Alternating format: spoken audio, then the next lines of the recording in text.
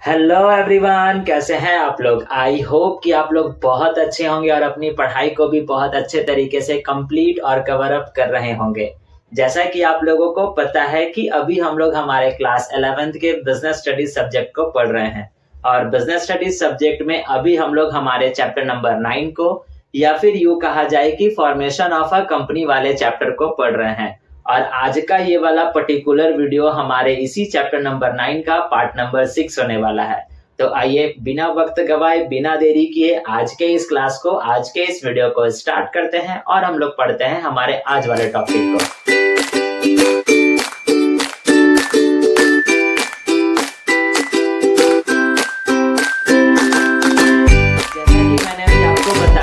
आज के इस क्लास में हम लोग हमारे चैप्टर नंबर 9 के पार्ट नंबर 6 को पढ़ेंगे।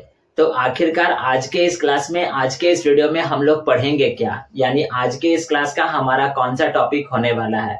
तो आज के इस क्लास में पढ़ेंगे हम लोग हमारे फॉर्मेशन ऑफ अ बिजनेस के चौथे वाले स्टेज को, स्टेप को और प्रोसीजर को, जो हमारा कहता है कमेंसमेंट ऑफ बिजनेस। तो आइए समझते हैं कि आखिरकार फॉर्मेशन ऑफ अ कंपनी का चौथा वाला स्टेज, स्टेप और प्रोसीजर है क्या। लेकिन वीडियो पे आगे बढ़ने से पहले अगर आपने अभी तक चैप्टर नंबर 9 के पार्ट नंबर 1, 2, 3, 4 और 5 पार्ट को कवर अप नहीं किया है तो उन पांचों वीडियोस का लिंक आपको नीचे डिस्क्रिप्शन बॉक्स में मिल जाएगा और ऊपर आई कार्ड पे प्लेलिस्ट का भी लिंक आ रहा होगा, जहां से जाकर कर आप चैप्टर नंबर 9 के हर एक पार्ट्स को, हर एक पॉइंट्स को अच्छे तरीके से कवर अप कर सकते हो। तब आइए समझते हैं हम लोग हमारे फॉर्मेशन ऑफ अ कंपनी के चौथे वाले स्टेज को, जो कहता है हमारा कमेंसमेंट ऑफ बिजनेस। देखते हैं क्या लिखता है। कहता है क्या, दिस इज अ फोर्थ और last stage of a formation of a company. ये आपको पता है। और जब आप फोर्थ वाले स्टेज को पढ़ रहे हो तो आई होप कि आपको इतना तो जानकारी अब तक हो गया होगा कि हमारे फॉर्मेशन ऑफ अ कंपनी में, यानी फॉर्मेशन ऑफ अ कंपनी के टोटल 4 स्टेज है। यानी एक कंपनी को बनाने के लिए 4 स्टेज को, 4 स्टेप को फॉलो करना पड़ता है, जो हमारा कहता है प्रमोशन। आई होप सो कि आपने पढ़ा होगा, आपको समझ में आ गया होगा। दूसरा कहता है इनकॉर्पोरेशन या फिर रजिस्ट्रेशन ऑफ अ कंपनी। तीसरा हमारा कह रहा था पब्लिक कैपिटल सब्सक्रिप्शन, लेकिन वो कैपिटल सब्सक्रिप्शन बस केवल किसके लिए, पब्लिक कंपनी के लिए, प्राइवेट कंपनी के लिए नहीं। और चौथा वाला हमारा स्टेज हमारा क्या कहता है, कमेंसमेंट ऑफ अ बिजनेस। ठीक है, देखते हैं आगे क्या लिखता है। If the amount of minimum subscription is raised through new share. अब ये मिनिमम सब्सक्रिप्शन क्या है ऑलरेडी मैंने आपको तीसरे वाले स्टेज में समझाया है। अगर आपने नहीं देखा है और आपने अगर समझ में नहीं आया होगा तो आप तीसरे वाले, यानी कि तीसरे वाले स्टेज को अच्छे तरीके से पढ़िएगा, आपको सब कुछ समझ में आ जाएगा कि मिनिमम सब्सक्रिप्शन है क्या। ठीक, अब कहता क्या है कि अगर कंपनी ने जो है वो ये मिनिमम सब्सक्रिप्शन वाला अमाउंट जो है वो रेज कर लिया, जब रेज कर लिया तो फिर यहाँ देखिए क्या लिखता है, a public company applies to the ROC for issue of certificate of commencement of business. अगर एक पब्लिक कंपनी ने जो भी मिनिमम सब्सक्रिप्शन वाला जो क्राइटेरिया था उसको पूरा कर लिया, यानी कि अपने कैपिटल के, यानी कंपनी के कैपिटल के 90% कैपिटल को गेन कर लिया, तो उसके बाद फिर वो कंपनी क्या करती है, आरओसी यानी रजिस्ट्रार ऑफ कंपनी के पास जाती है और उनको कहती है कि मैंने जो है वो मिनिमम सब्सक्रिप्शन वाला क्राइटेरिया भी कंप्लीट कर लिया है, अब आप हमको एक और सर्टिफिकेट दे दो। अब वो कौन सर्टिफिकेट देंगे, जो सर्टिफिकेट क्या होगा, certificate of commencement of business, जिसमें ये हमको पता चल जाएगा या उससे ये सुनिश्चित हो जाएगा कि अब हमारी कंपनी लीगल तरीके से मार्केट में लॉन्च कर चुकी है। अब हम अपने कंपनी के शेयर्स को बेच भी सकते हैं और हम अपने कंपनी में काम भी कर सकते हैं। अब ये certificate of commencement of business, यानी ये किस तरीके का दिखता है, ये कैसा सर्टिफिकेट होता है। तो साइड में कहीं पर भी एक फोटो आ रहा होगा जिसके माध्यम से आप देख सकते हो, एक छोटा सा मतलब एक एग्जाम्पल दिया है जिसके माध्यम से दिखाने का प्रयास किया जा रहा है कि आखिरकार certificate of commencement of business किस तरीके का वो सर्टिफिकेट दिखता है। ठीक, अब क्या कहता है कि कमेंसमेंट ऑफ बिजनेस में कौन कौन से मेन डॉक्यूमेंट्स होते हैं, यानी इस वाले स्टेज को कंप्लीट करने के लिए हमको कौन कौन से डॉक्यूमेंट्स को जमा कराना होता है, दिखाना होता है आरओसी को। तो सबसे पहला हमारा क्या है, मिनिमम सब्सक्रिप्शन वाला डॉक्यूमेंट, वही 90% वाला, जो आई होप सो कि आपको पता होगा। और फिर अगर आपको नहीं जानकारी है कि आखिरकार मिनिमम सब्सक्रिप्शन है क्या, तो मैं आपको दोबारा से कह रहा हूं कि आप प्लीज से चैप्टर नंबर 9 के पार्ट नंबर 5 को देखिएगा। उस पे मैंने आपको बताया है, उस वाले वीडियो में मैंने समझाया है कि आखिरकार मिनिमम सब्सक्रिप्शन कहते किसको है। तो सबसे पहले ROC को जो है वो इस वाले मिनिमम सब्सक्रिप्शन वाले डॉक्यूमेंट को दिखाना होता है, जिसमें वो पब्लिक कंपनी जो होती है वो सुनिश्चित करती है कि मैंने अपने कंपनी के 90% शेयर बेच दिए हैं। और अगर कोई प्राइवेट कंपनी है तो उसके लिए तो फिर ये है ही नहीं, ठीक। उसके बाद दूसरा वाला डॉक्यूमेंट क्या होता है, शेयर एप्लीकेशन मनी। अब ये शेयर एप्लीकेशन मनी क्या है, देखिए कहता है निवेशकों से मिला पैसा कंपनी के बैंक खाते में आ जाना चाहिए। यानी जब पब्लिक कंपनी अपने कंपनी के शेयर्स को निकालेगी, बेचेगी तो फ्री में तो नहीं बेचेगी, उनसे वो पैसा लेगी। तो कंपनी को ये भी सुनिश्चित हो जाना चाहिए, करना चाहिए कि जितने भी शेयर्स हमने बेचे हैं मार्केट में, या जनता को बेचा है या पब्लिक को जो बेचा है, उनसे जो मिला हुआ पैसा हमारे बैंक अकाउंट में आ गया है, ठीक है। तीसरा, directors have taken up there shares. अब तीसरा वाला डॉक्यूमेंट क्या होता है कि कोई ना कोई कंपनी होगा, तो जो कोई भी कंपनी होगा उस कंपनी में कोई ना कोई तो डायरेक्टर्स होंगे।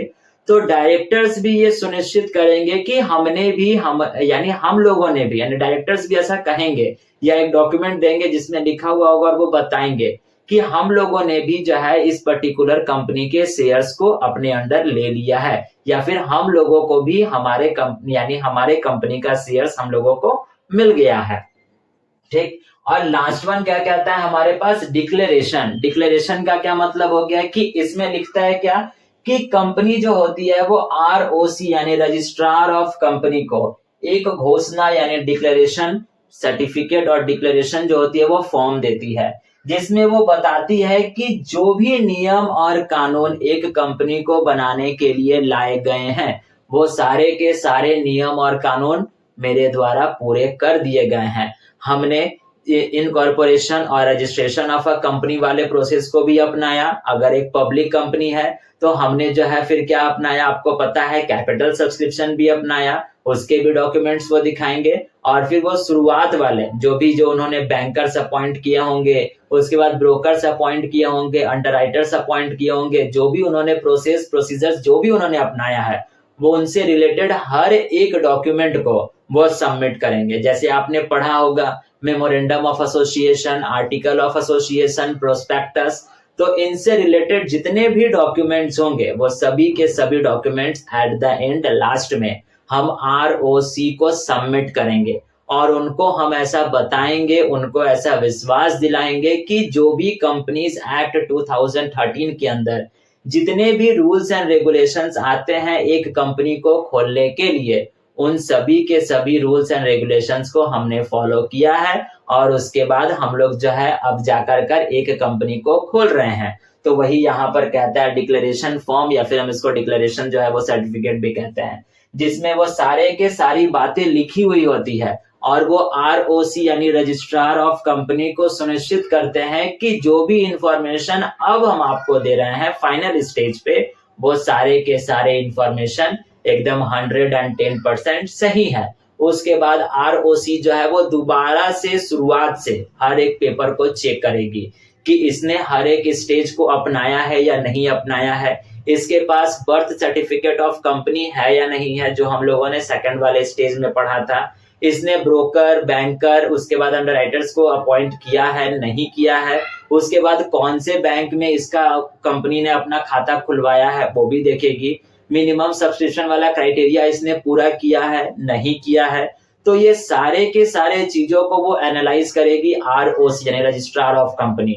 जब ROC को ऐसा लग जाएगा कि हाँ भाई ये पर्टिकुलर कंपनी ने हर एक नियम और कानून को अच्छे तरीके से फॉलो किया है, तो फॉलो करने के बाद उसी को मिलेगा क्या, सर्टिफिकेट ऑफ कमेंसमेंट, यानी कि वो कमेंसमेंट ऑफ अ बिजनेस का सर्टिफिकेट मिलेगा।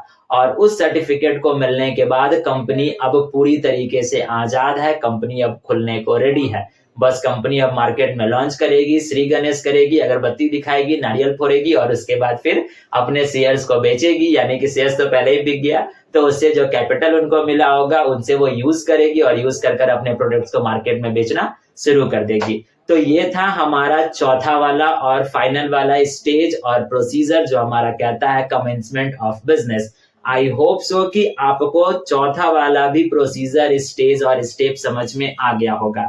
अब लास्ट बात यहाँ पे क्या कहता है कि बेसिक डॉक्यूमेंट्स ऑफ कंपनी, यानी एक कंपनी के सबसे मेन और सबसे इंपॉर्टेंट डॉक्यूमेंट्स कौन कौन से होते हैं और होने चाहिए, तो वो ये 3 होते हैं। मेमोरेंडम ऑफ एसोसिएशन, ये बात आप याद रखिएगा, जिसको हम शॉर्ट फॉर्म में MOA भी बोलते हैं। आर्टिकल्स ऑफ एसोसिएशन, जिसको हम शॉर्ट फॉर्म में AOA भी बोलते हैं। और लास्ट वन प्रोस्पेक्टस। और इन तीनों के बारे में मैंने आपको बताया है।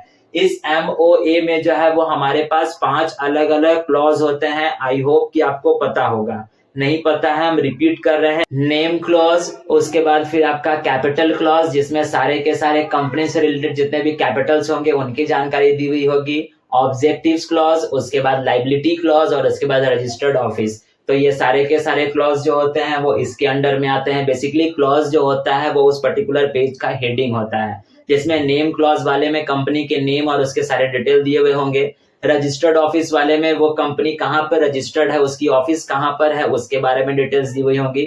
उसके बाद कैपिटल, तो कंपनी ने कितना कैपिटल गेन किया, कहाँ से किया, कितना कैपिटल उसके पास आया, कितने कैपिटल से वो कंपनी खुल रही है, सारा इंफॉर्मेशन होगा।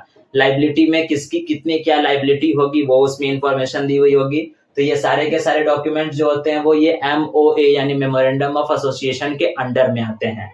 आर्टिकल्स ऑफ एसोसिएशन, जिसमें रूल्स एंड रेगुलेशंस आते हैं कंपनी के अंदर के लोगों के लिए। और लास्ट वन कहता है प्रोस्पेक्टस। तो आई होप सो कि आपको प्रोस्पेक्टस के बारे में पता होगा। मैंने बहुत बार प्रोस्पेक्टस का जिक्र किया है और समझाया और बताया है, ठीक है। तो इसी पॉइंट्स के साथ और इन्हीं टॉपिक्स के साथ हमारा ये चैप्टर नंबर 9 जो है वो अब खत्म हो गया। अभी आप क्या कीजिए, वीडियो को पॉज कर लीजिए और इसका स्क्रीनशॉट लेकर अपने पास रख लीजिए और मेक श्योर कि आप इसको अपने कॉपी में बहुत अच्छे तरीके से राइट डाउन कीजिएगा। और हाँ, इसी वीडियो के साथ साथ हमारा ये वाला यानी चैप्टर नंबर 9 जो है वो अब खत्म हो गया। तब आज के इस वीडियो के लिए बस इतना ही। अगर आप वीडियो को यहाँ तक देखे हो और मेरी बताई हुई सारी की सारी बातें, ये सारे के सारे टॉपिक्स अगर आपको अच्छे तरीके से समझ में आ गए हैं, तो आपको पता है करना है क्या, वीडियो को लाइक करके जाइएगा। चैनल पर नए होंगे तो चैनल को सब्सक्राइब भी कीजिएगा और अपने फ्रेंड्स के साथ शेयर भी करते जाइएगा। और लास्ट, जो भी डिटेल्स या जो भी पॉइंट्स मैंने आपके बोर्ड पर लिखा है उन सभी पॉइंट्स को आप अपने कॉपी में बहुत अच्छे तरीके से राइट डाउन कीजिएगा, लिखिएगा। ये सारे के सारे पॉइंट्स, ये सारे के सारे टॉपिक आपके एग्जाम्स के लिए बहुत ज्यादा हेल्पफुल होने वाले हैं, ठीक है। तो आज के इस वीडियो के लिए बस इतना ही। अब हम लोग मिलेंगे हमारे बिजनेस स्टडीज के नेक्स्ट वाले क्लास पे नए वाले चैप्टर के साथ। तब तक के लिए thank you and bye bye.